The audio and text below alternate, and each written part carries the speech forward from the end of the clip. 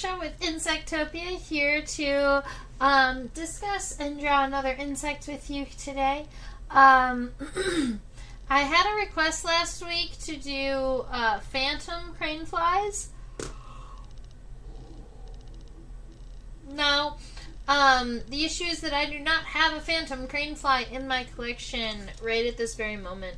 I have, in my history, I had collected one at one point, but that specimen is no longer in my possession. So, I thought that instead of doing a phantom crane fly, we would just do a crane fly. Except this crane fly is very, very large. So we could do a pretty large-sized crane fly in lieu of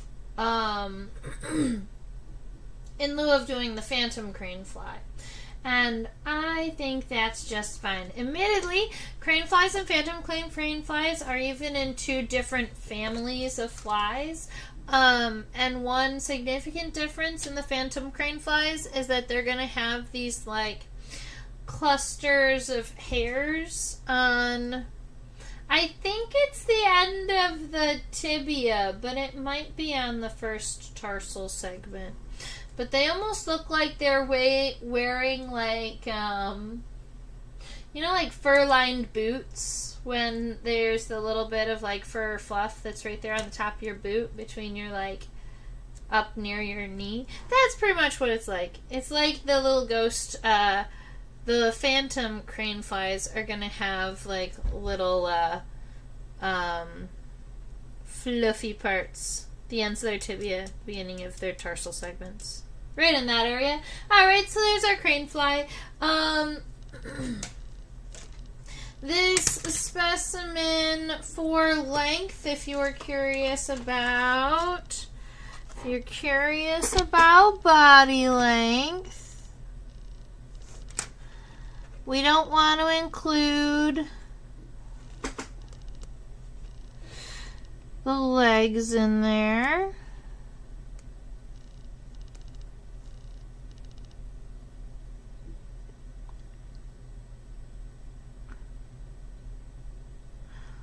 Looks like the specimen from the front of the head to the end of the abdomen is approximately 4 centimeters.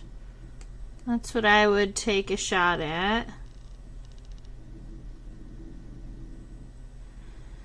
3.8 would be my best guess. 3.8 centimeters to 4 centimeters, depending on the flex of the abdomen here. So 3.8 to 4 centimeters. Crane flies here is going to be the common name. You can tell that a crane fly is a true fly because it has, because the word crane fly is two separate words. So, a butterfly, for instance, is one word and is therefore not a true fly, but a crane fly is a true fly. Characteristics that make crane flies a true fly would be things like the fact that it only has 2 wings. Most insects that have wings have 4. Crane flies only have a front pair. The scientific name for the family of crane flies is Tipulidae. You'll also see that in the name of the video.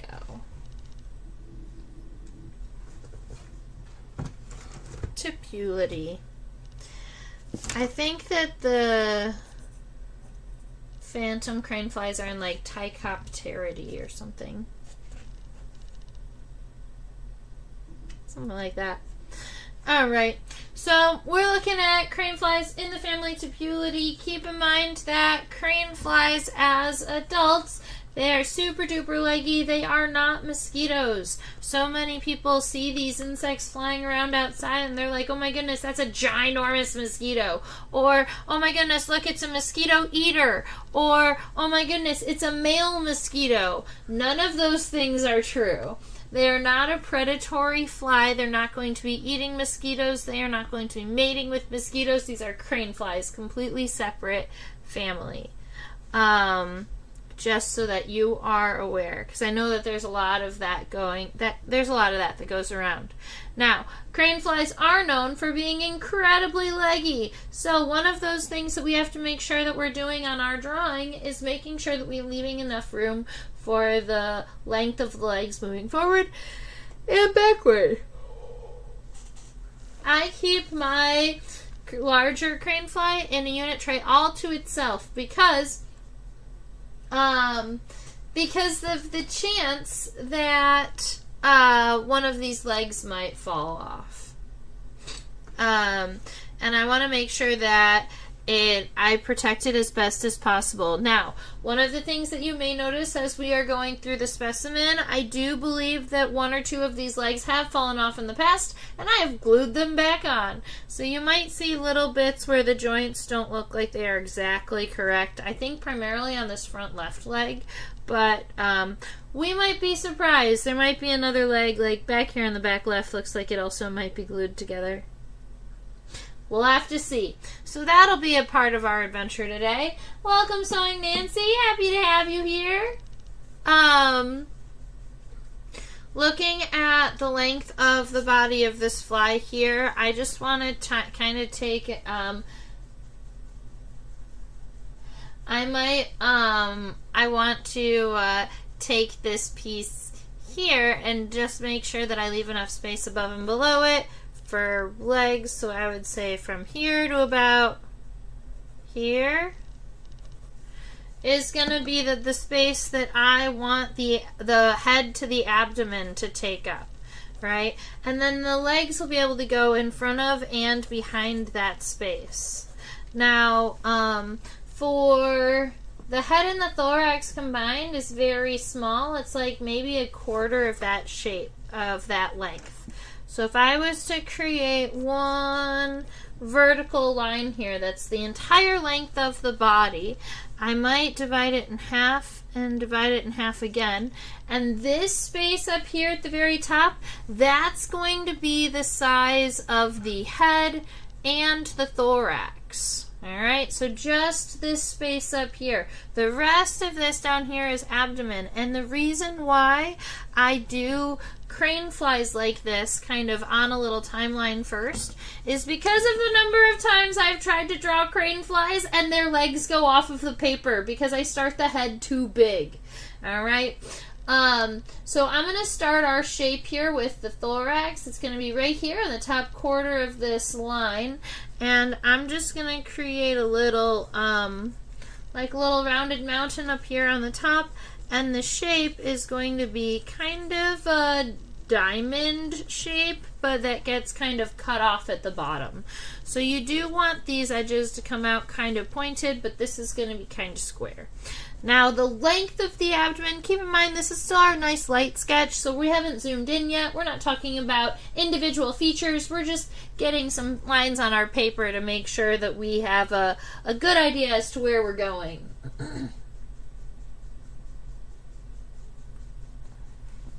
Alright, here we go with this abdomen being nice and long and thin. It's going to go all the way to the end of this piece right here. Welcome, Snailblen. Happy to have you here. You know, we talked about it in the very beginning of this, but even though we do call them mosquito hawks, they do not actually eat mosquitoes. That's one of those old wives' tales, or that's one of those stories that gets passed down from generation to generation that's not actually true. There are a lot of those with insects. Here are some of them. Some people believe that you can get arrested for collecting a praying mantis, or that you could get fined, or that they were at one point endangered. They are not. They're not. Let's see. Some people think that daddy longlegs are incredibly venomous, but just don't have the ability to bite people. Whereas daddy longlegs are harvestmen, and they don't even have venom glands. Oh my goodness, that's fun! Bag says in their mom's native language, crane flies are called devil's steeds. Oh, that's great. We have a common name that's like the devil's horseman or something. It's a kind of rove beetle. The devil's coach horse beetle. So some people refer to rove beetles as the devil's coach horse, which I think is kind of funny. Welcome, Geopolitics Bags. I'm so happy I have so many new friends here today. All right. So we've got a head, a thoracic region, and an abdomen all situated. If I was going to pull this crane fly over so that we can see it a little bit bigger here, that's what it looks like. You can see how much longer all of these legs are, and one of the things that I want to do right off of the bat is give myself at least outlines of these wings. Notice the wings are a little shorter than the abdomen here. They're going to be coming off of the triangle pieces, so I'm just giving myself an estimate of size so that I can kind of zoom in and we can get some more of those distinguishing features all sorted. But that gives me an approximation for wings, abdomen, wings. And then for legs, I mean, our legs are going to be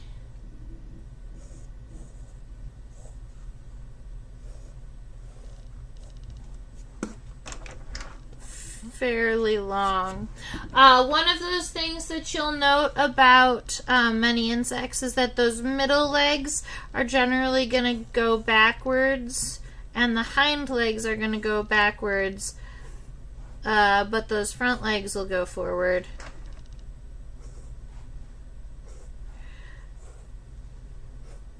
I don't always give myself little stick legs, but I do when I know that the insect is going to have such long legs that there's a good chance that I'm going to go right off the paper. And that gives me the opportunity to kind of organize it. Alright, perhaps the devil refers to phoretic mites. Ooh! Whoa! I like that, Bags. Because in theory, the mites are commensalistic, right? So the mites are getting a benefit from riding on them, but then,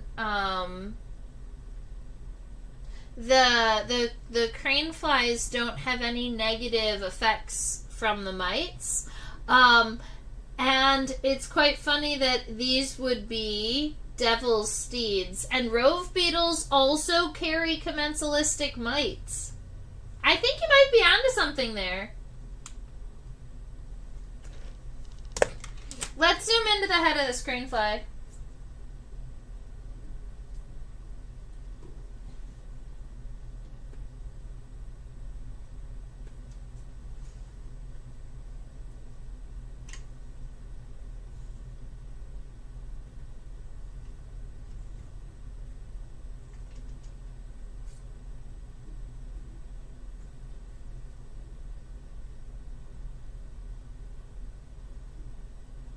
Okay.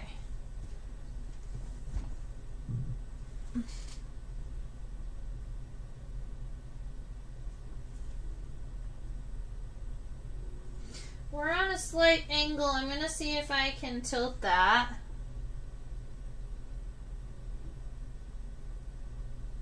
Oh, I remember why we were on that angle. We were on that angle for the antenna. We're just going to leave it right about right there. I'm happy with that. Alright, so this is that head of the crane fly. We can see the compound eyes over to the left and the right sides. If you're curious about some bug words, those individual lenses within the compound eyes are called ommatidia. That's the plural word for it. Ommatidium is an individual one. Alright. But our head is a teeny tiny, kind of rounded up here, kind of tucked underneath this thoracic region. And one of the things that I note is that that piece of the head is forward and very much is separating those compound eyes. And that's where I want to start personally. So I'm going to start off by giving that nice little plateau up on the top of the compound, up on the head here. And then we've got those compound eyes coming off to the edges here. You know me, I like to make sure that when I add things like compound eyes, I go kind of over where I planned to draw so that the compound eyes look like they're kind of protruding from the head. Alright, so we've got compound eyes on either side, making sure that the head, I also need to make sure that that thorax stays on the center. So the back of this head here has that pronotum, but I need to make sure that there is at least a little bit of space behind the compound eyes before the pronotum touches. So let me see if I can get, there we go. So what I mean by that is making sure that we have at least a little bit of a sliver of a head on either side. But the thorax here, that's kind of where this is, that's where this is going to start.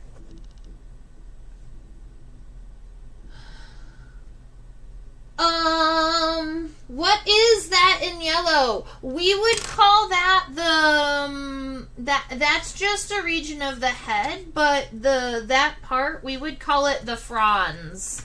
The frons is the insect word for the front of the head. So the front part would be the frons, but then the top part, because you can see how do you see how it's kind of square up there? So the frons is the front piece of that, but the top piece of that is called the vertex. And I just bumped our specimen when I was typing. There we go. But the front piece is the vertex. Yep. And then we have these fancy antennae. I love the antenna. Keep in mind that there are names for the individual pieces of the antenna. We've got the scape, the pedicel, and the flagellum. The scape is that first segment of the antenna. If you look really nice and close, it's going to be that kind of rectangular piece there. If we look, it's kind of this base of the antenna right there, that stem part. That's the scape. It's a really structural piece of the antenna. Make sure the antenna doesn't fall off the head, you know? The pedicel is going to be the next segment. Generally is a little bit more flexible. It's a lot of times a triangular segment, but in this case, it's just a little bit shorter. It's like, looks almost like a little square there. And then the rest of the segments all combined become the flagellum. And then individually, those segments are the flagellomeres. All of the rest of the segments are flagellomeres. So you get the scape, the pedicel, and then the flagellomeres. That's not where the pencil was. This is where the pencil is. All right. And the antennae are coming out from kind of from the frons, not from the vertex. So that's why it almost looks like it's coming out of the compound eyes, but it's just coming out of the front of the head. So we've got that square scape, we have, or the rectangular scape, we have the square pedicel, and then we have 1, 2, 3, 4, 5, 6, 7, 8, 9, 10, 11 flagellomeres. These flagellomeres, they're unique in shape because normally I would say a flagellomere is either going to be like a rectangular segment or like a triangular segment. Sometimes they have like a club or really fun kind of expanded pieces, but it's not common that you see this kind of almost diamond-shaped segments. I almost want to say that they're maniliform, but they're not. So in my mind, this is where I'm going. Maniliform antenna are antenna where the segments are squares or circles. And what I mean by that is that all of the segments are equally as long as they are wide. So they make these like insects like termites have maniliform antenna. They look like they're little beaded antenna. Segments that are all exactly the same size. And that's not what this is, but it's what it gives. It's like the essence of maniliform antenna because of the way that these segments are shaped. It's just fun, okay? 1, 2, 3, 4, 5, 6, 7, 8, 9, 10, 11 segments. 1, 2, 3, 4, 5, 6, 7, 8, 9. It's too long. Segments need to be smaller. 1, 2, 3, 4, 5, 6, 7, 8. Alright, this antenna is kind of small enough that it's too hard to draw each one of those segments. I just didn't start my drawing big enough. But with the legs, you can't start it too big. But that's okay. We've got a good view of the antenna. And if you wanted, you could always just, make a little zoomed in image where you could show at least some of the segments, kind of like this, where you've got 1, 2, and then those really fun. They're like kind of eyeball shaped antenna segments, but I guess they do have this cool kind of diamondy shape to them. This one is not diamondy enough. And then you've got all of those little hairs coming off of them. Those hairs are sensory hairs. Alright, so something like that, but itty bitty teeny tiny is super good. We did it. Alright, so that gives us characteristics for the head of our crane fly, but we can move on back to this thorax here.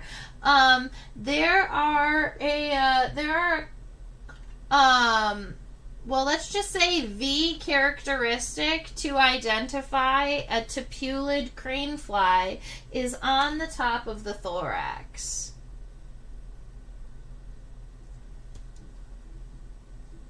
All right. So now that we're all zoomed in on the thorax, one of the things I like to notice, one of the things I like to point out are the segments of the thorax. Keep in mind, because insects have 3 pairs of legs, they also have 3 segments on their thorax. In flies, only the first segment of the thorax has a pair of wings. The second segment has the whole tears. But in between the pronotum and the mesonotum, meaning the top of the first segment of the thorax and the top of the second segment of the thorax, there is a suture. This is a line that divides the 2 segments, all right? And in this case, On Tipulids, we say that this is a V-shaped suture. So if you see that there's a line that comes from here, it goes all the way down. Unfortunately, I put my pin right through the center of that, right through the point of the V, and then it comes up like this. And that right there is a V-shaped suture that no other fly has. Not even the phantom crane flies, because phantom crane flies are in a different family and won't have that V-shaped suture. So only crane flies in the family Tipulidae will have that. That's going to help you identify them if you're ever out trying to figure out crane flies. Past their family level identification, I've never identified a crane fly to genus. I looked up some characteristics before class to see if I could identify this one. It wasn't going to happen. All right. Now, I actually am a fan of the shape, the overall shape of this diamond that I have here. So I'm just going to kind of follow this outline really quick. Just make sure that none of your shapes have really, really strong points to them. But that's going to be our overall shape for our thorax here. And then for that V-shaped suture, because as you know, I like to make sure that I draw characteristics that are diagnostic.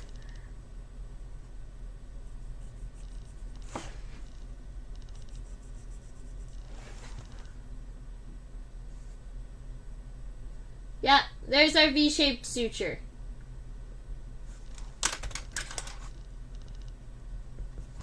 Okay. You can always go about and add some of those, some of the color and designs on the top of the crane fly. Those might be helpful for identification of species, but it's not going to be super helpful for family level. Right here on the corners of the thorax, that's where the wings are connected. I am not going to add too much of the wings yet. I want to do the body and then add the wings on top. So let's see. We've got that V-shaped suture. Let me type that. Just in case you wanted to write it out. Alright, now coming on back, let's look at the abdomen for a minute. Well, from what we can see of the abdomen. So this first segment here gets about the width of the thorax, but then there's only one that is visible. There's only one that is visible, and then we get lots of wing stuff. Let's see.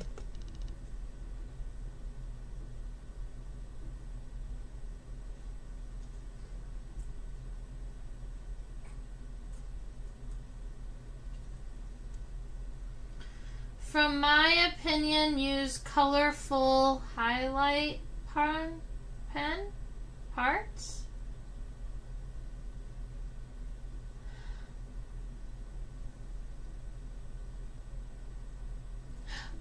Do you mean that I should be drawing on it so that it's easier to see?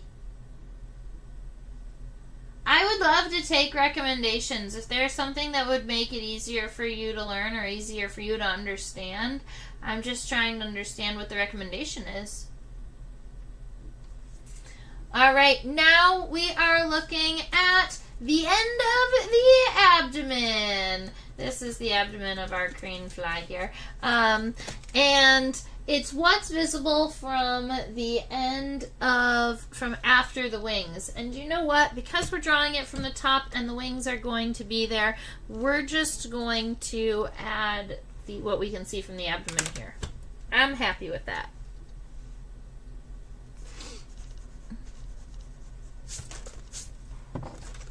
Alright, so coming off of right around here, the segments that I'm going to start drawing is going to be this one here, because I do have the crane fly on a slight angle. This one would not be visible from above. So I'm starting here for this segment and this segment. So this is 1 and 2. And then way down here at the bottom, we're even going to zoom in so you can see some of these features. I believe what we are looking at is a male crane fly. I believe what you're looking at the very end of the abdomen are like little claspers to help hold on to the female while mating.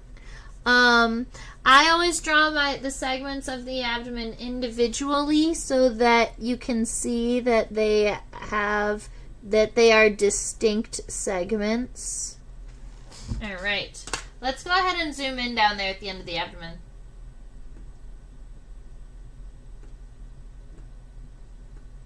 Maybe I'll do it on the microscope.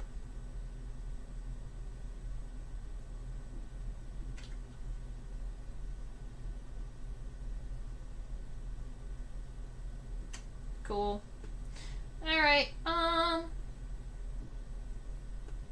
we see it? No, not yet. Not yet.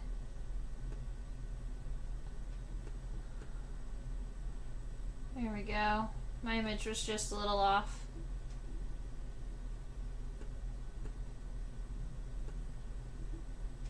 Okay. There we go. So you can see the very, very end of the abdomen and those two little claspers for the male reproduction of our crane fly here.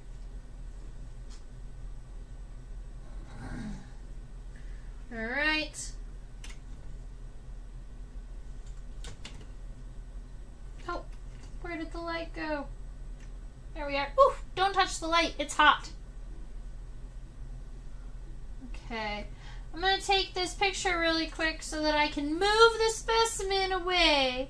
There we go. We can see them both at the same time now. So now we're looking here at our specimen and there at the wings. One of the things that I note about the wings is that the wings almost look stalked and that they're very narrow up near the thorax, but when right at that end of the thorax where that first abdominal segment starts, they kind of get really wide and they cross over. And then these wings, they line up so well that they are flat against one another.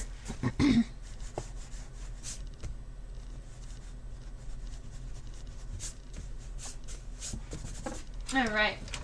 So this is the space that we're working with. Sometimes what I will do is just go ahead and erase what I have. I can still see enough of it that I can use it as a guideline, but then it's not as hard to get rid of it into the future.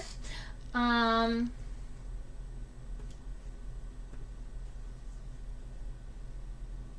leg is so silly.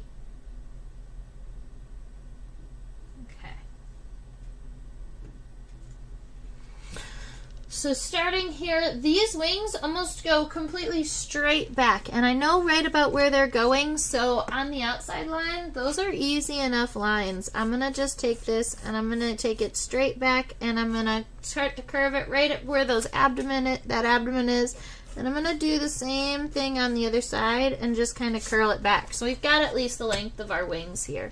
Now, the inside of the wing is going to come in to right about where the that end of that abdomen is. And then in this case, it is the left wing that's over top of the right wing. So we're going to have a little line that kind of does this, cuts that off, and then they're sitting evenly together.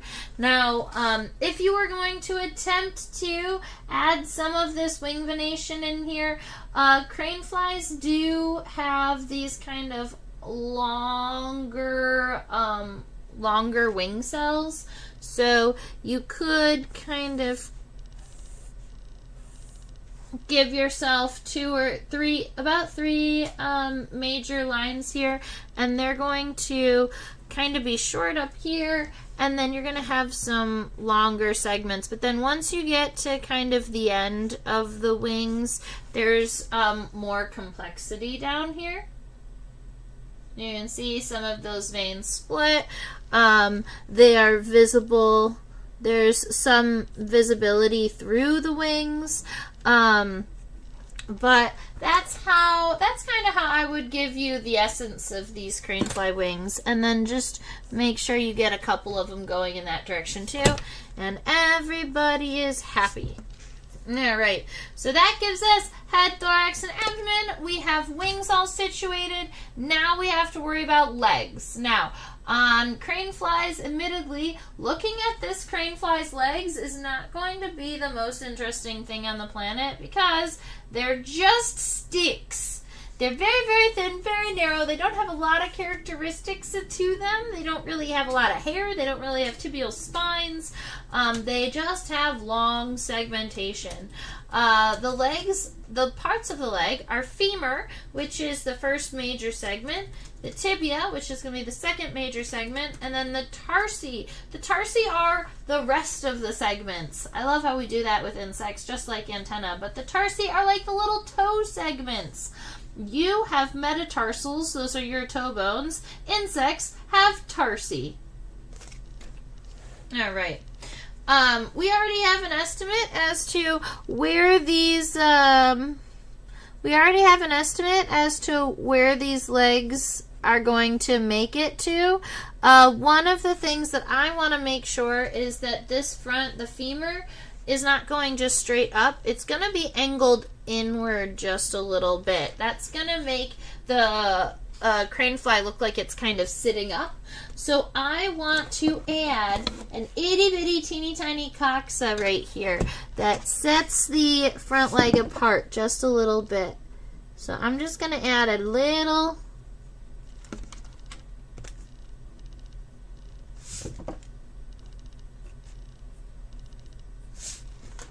itty bitty hill on both sides of that thorax, and we're going to add a nice long femur here.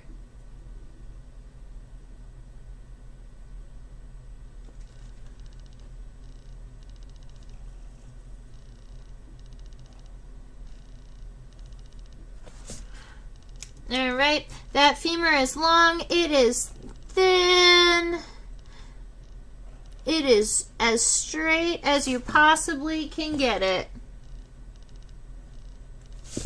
All right, the tibia is going off to either side. If I was going to move, let's go ahead and move this specimen here. Actually, let's look at the other leg because it's complete. Okay, there's the femur. Here is the tibia. Is this second segment right there that's angled. Honestly, there is not much to see on it, but it is approximately the same length as the femur, so make sure that that tibia gets to be nice and long. If your lines stray from your estimate, that's okay. Don't try and make these don't make these segments curved, right? Each one of these pieces of the leg are going to be straight because they're made out of exoskeleton that doesn't bend. Ugh. Estimated that angle wrong. Oh, I did it again. You know when your pencil falls into the same groove on the piece of paper even though you're trying to fix it? There we go.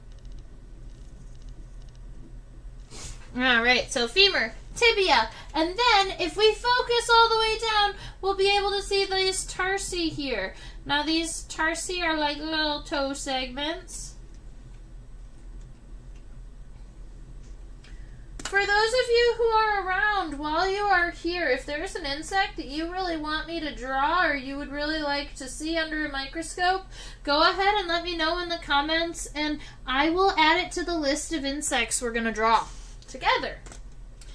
I can count 1, 2, 3, 4, 5 tarsal segments. 1, 2, 3, 4, 5. 1 is ginormous. 2 is a little bit smaller, and 3, 4, and 5 are pretty tiny. So, we've got, if I was going to point those out, I would say the first segment goes from here to approximately here. The second segment goes from here to approximately right here. And then this is 3, 4, and then 5. You can actually, from this view, see the ends of the segments. This last one's the easiest because it's where the bend is, but all of the other ones, there's this little bit of a darkening and then a lightening where you can see the separation of the segments. So that is 1,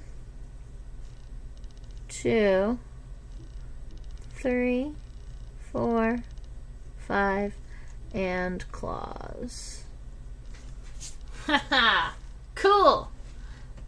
Femur, tibia. Oh, and a lot of times the first and second tarsal segments do have a little bit of a curve to them in crane flies. It's what makes me feel like they always look like they're standing on their toes. Like on their tippy toes instead of standing on their feet. And it's because when you look at a crane fly, instead of using all 5 of their tarsal segments, like you would use an average, like your average insect would, they just use the front 3 segments, and the other 2 just help them stand even taller. So instead of sitting like this, or instead of standing like this, they're standing like this. Boop, like this. Okay. Alright, now we're looking at a middle leg. I just realized that normally I only do one side of the legs. I was noticing, I was like, what's taking me a little bit longer? That's fine. We've got this femur here.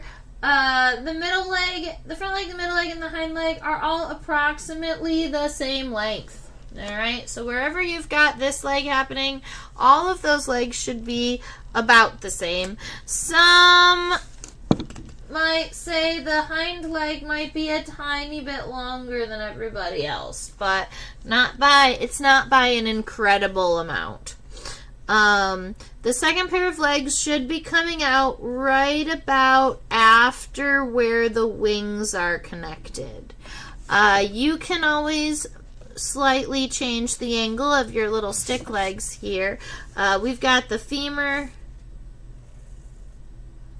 the tibia,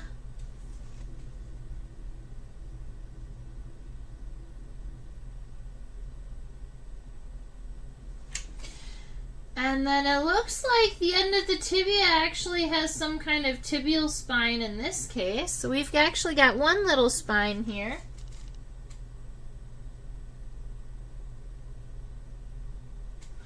And do you see how there's those little kind of curves in the tarsi? I think that it's most obvious here. So that first tarsal segment goes from here to right about here, and there's that really beautiful slight curve to it. There's another one from here to here, and you can see that there's a curve to it. And those curves kind of even help them feel like they're standing up even taller. Make them look so tall. 1, 2, 3, 4, 5 claws. Alright, middle leg. Then we have the hind leg. This is what the femur looks like. Nice, thin, long, steak legs. The hind leg is going to be coming out of right around here. I would say, I want you to imagine that the hind leg is coming out of right at the very, very end of the thorax, right about here, and then is angled out in this direction. So it's going to be coming out right around here. I want to do that better.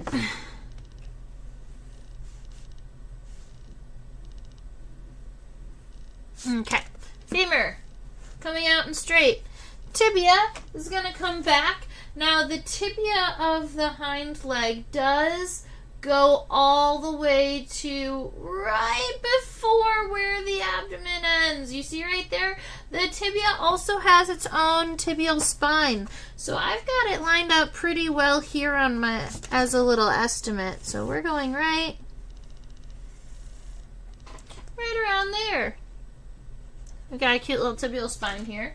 And then for those tarsal segments, let's go ahead and look. Turning sideways and rotating. There we are. Okay, so 1, 2, 3, 4, 5.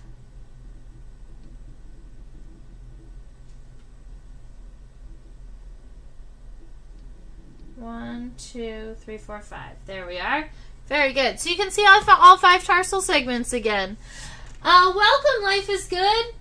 I'm glad we were able to draw a cranefly today. I'm sorry that I don't have a phantom cranefly in my collection just yet, but it's one of those specimens that I will keep my eyes out open for.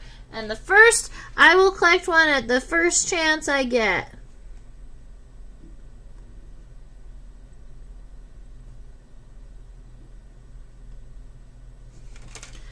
And I always have insect collecting supplies on me. Alright, so that is our cranefly here today. We have all the body parts. We got just chit-chatting about that. The only thing we didn't really get to look at were like the mouth parts. And the mouth parts and like a head-on view, and both of those things are a little bit trickier to see on the microscope just because of how leggy this specimen is. Let me see, I might be able to adjust the height of the microscope and make this work.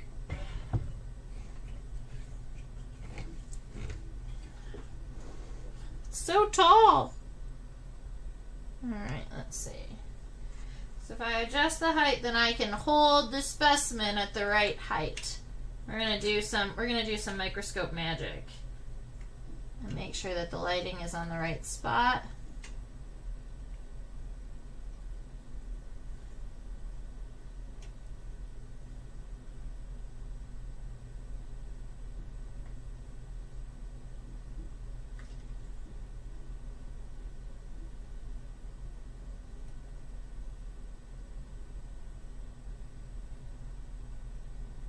Alright, now I'm going to add some exposure.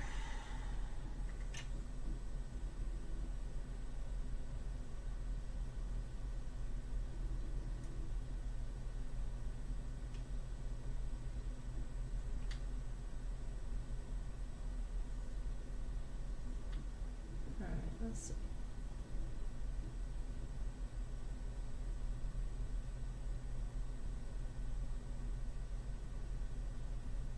Mostly playing around. That dark line that you're seeing through there, that's the pin. That's not a part of the mouth part. They don't really have any kind of they don't really have a piercing mouth part at all. Doesn't look like I'm going to be able to focus in on this. It's just a cool, really fun oblong face. And I was hoping to show it to you. Maybe if I look at it under the microscope.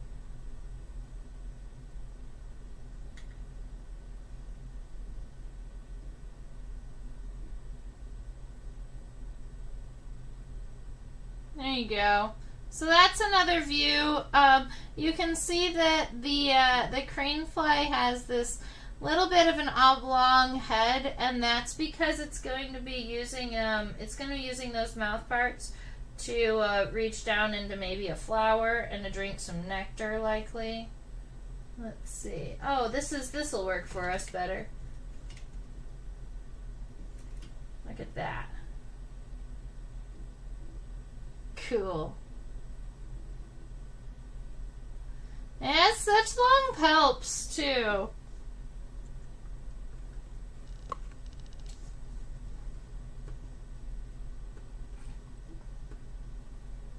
Alright. Love it. So that is all about our cranefly here today. Craneflies, when they lay their eggs, are going to be laying their eggs in really, really high moisture and high humidity environments. Those could be all the way, so sometimes they live just in like really wet soils or really, really wet rotting wood. And sometimes cranefly larvae are aquatic, fully aquatic, living underwater, and they do the job of shredding. So they shred large organic material and they poop it out into smaller bits of organic material. That's what we call a shredder. And they eat sea palm, which is just our shortened way of saying coarse particulate organic material.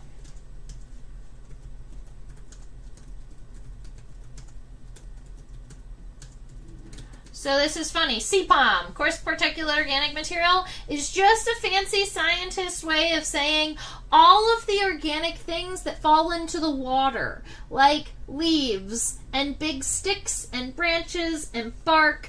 That's what we would call a coarse organic material. Fine particulate organic material is like little sediments and things and insect frases and all that types of fun stuff.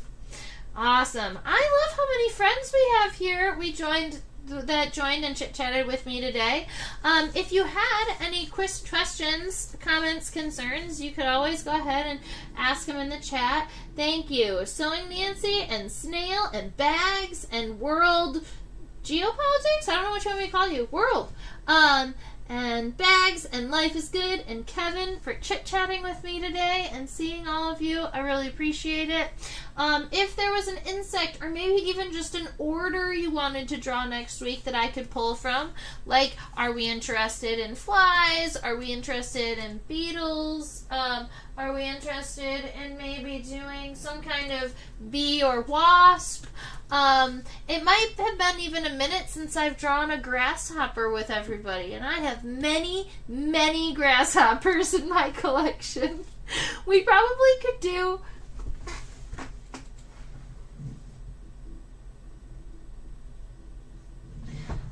We could probably do a new grasshopper every other week and have enough grasshoppers for all year. Alright. Well, if you do come up with what you would like to draw next week, just go ahead and leave it as a comment. I'll see it. I hope that you all have a fabulous rest of your week. I look forward to seeing you next week. Keep in mind, I teach on a platform called OutSchool. The description is in the box below, and if you use the little link, you get $20 towards free classes, which is essentially one free class paid by OutSchool to me for teaching you. So if you have any students out there, go ahead and please use that. If you are in the Indianapolis region, I will be in Indianapolis on Saturday, holding Mo the curly hair tarantula and interacting with the public. So I'd love to see you if you are close.